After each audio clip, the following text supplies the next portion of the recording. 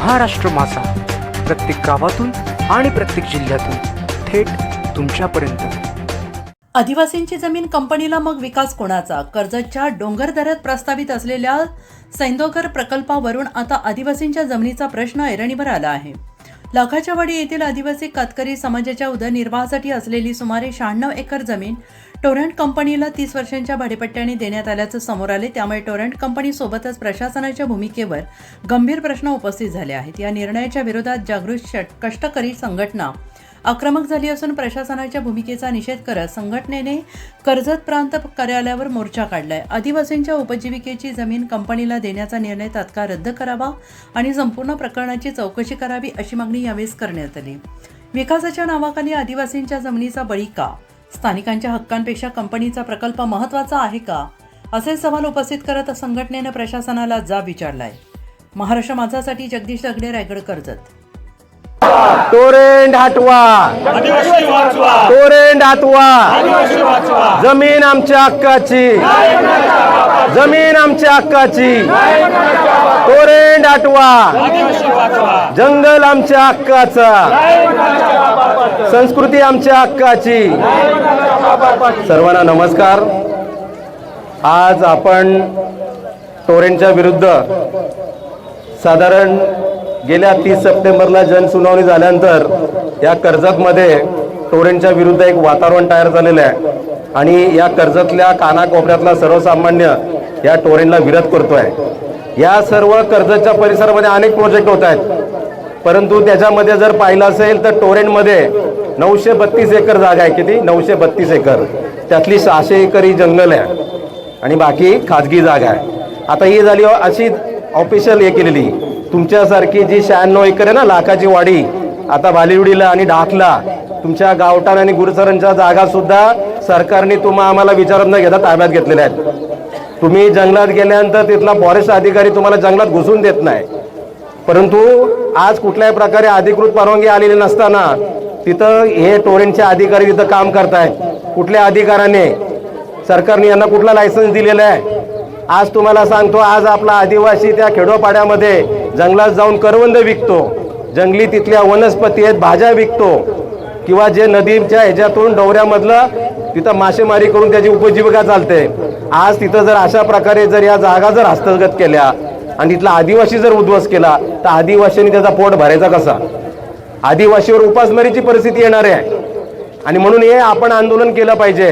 तिथं 2 धरणं होणार आहेत, तुम्हाला सांगतो, एक वरती होणार आहे, खाली पेज नदीवर होणार आहे। जर त्या पेज नदीवर जर धरण झालं तर त्याचा परिणाम कर्जतमध्ये, कर्जतच्या शहरावर पण होणार आहे आणि त्याच्याही पेक्षा तुमच्यावर होणार आहे। खालच्या नद्या ह्या कोरड्या होणार। आता या नद्या हे झाल्यानंतर लोकांना प्रश्न पडतो, काय मध्ये आदिवासीशी संबंध?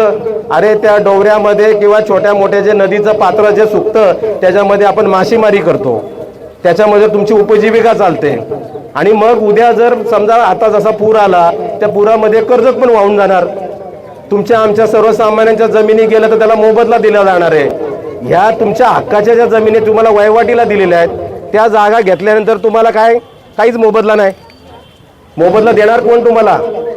आणि याच्यासाठी हा लढा आपण उभा केला पाहिजे।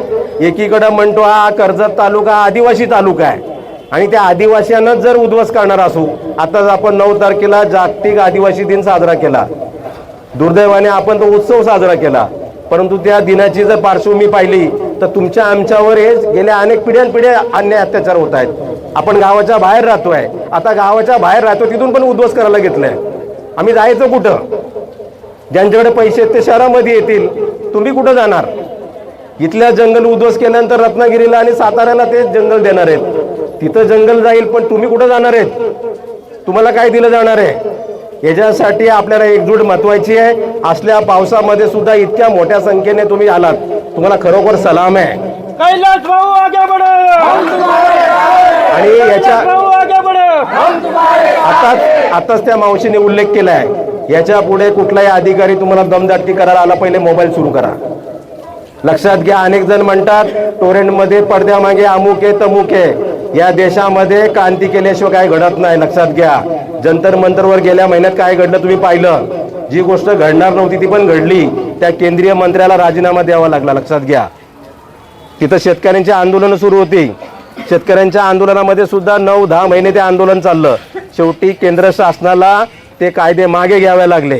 हा आतापर्यंतचा इतिहास आहे. रस्त्यावर उतरल्याशिवाय तुम्हाला काही दिलं जात नाही. आणि तुमचा आमचा जन्म आपल्या 5वीलाच पुजलेला आहे संघर्ष. आपण काय असंच काय जन्माला आलोय का? आपल्याला संघर्षच करावा लागतोय. म्हणून याच्या पुढे सुद्धा तुम्ही संघर्षाच्या भूमिकेमध्ये राहा. कायदा मोठा आहे लक्षात घ्या. टोरेंट कुणाच्या बापाचा नाहीये, टोरेंट मोठा नाहीये, टोरेंटवाल्यांचा पैसा पण मोठा नाहीये, किंवा टोरेंट लोकांनी जे दलाल ठेवलेले ते सुद्धा मोठे नाहीयेत. आपला संविधान सर्वात मोठा आहे लक्षात घ्या. आदिवासींसाठी कायदे तयार केलेले आहेत. अधिकारी वर्गाला सुद्धा जाणीव आहे. कारण तुम्ही पोटावर मजुरी करणार तर तुमचं घर चालणार आहे. कोणी तुम्हाला दमदाटकी करणार नाही. एखाद्या अधिकाऱ्याने चूक केली त्याची शूटिंग काढा.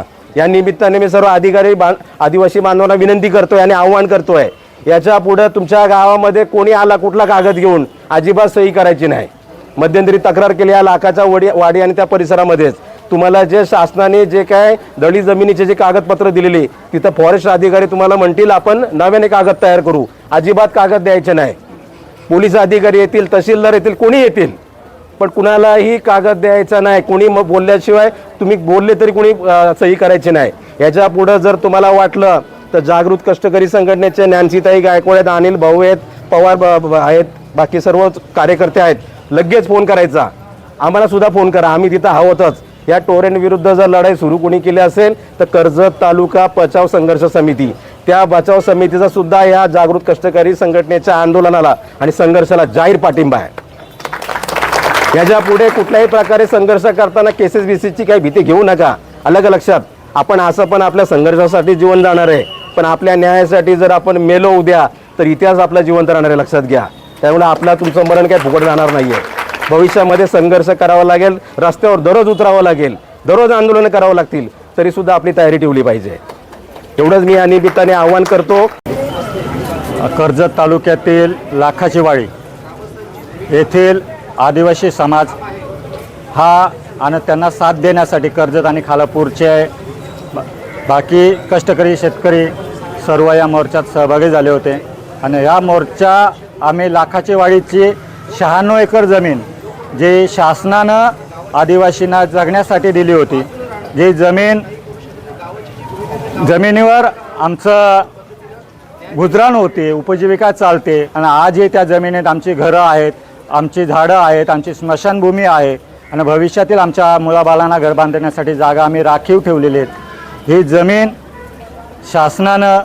शासनाचे प्रतिनिधी म्हणून इथं काम करत असलेल्या तहसीलदारांनं ही जमीन टोरंट कंपनी म्हणजे जे काही टोरंटचं धरण होतं आहे, या धरणाच्यासाठी ही 96 एकर आदिवासींची जमीन 30 वर्षाच्या करारानं ती टोरंट कंपनीला दिलेली आहे.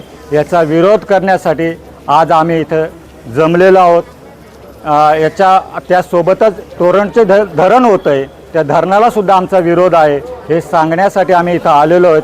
आणि या मोर्चाचं निवेदन आम्ही येथील प्रांत अधिकाऱ्यांना द्यायला आलो होतो, पण प्रांत अधिकारी इथे जागेवर नसल्यामुळे त्यांचे सहकारी नायब तहसीलदार यांना आज आम्ही या मोर्चाचं निवेदन सादर केलेलं आहे. आणि त्यांनी आम्हाला आश्वासन दिलेलं आहे की आम्ही तुमच्या भावना आणि तुमचं निवेदन आम्ही वरिष्ठांपर्यंत पोचवू आणि याच्यात तोडगा काढण्याचा प्रयत्न करू.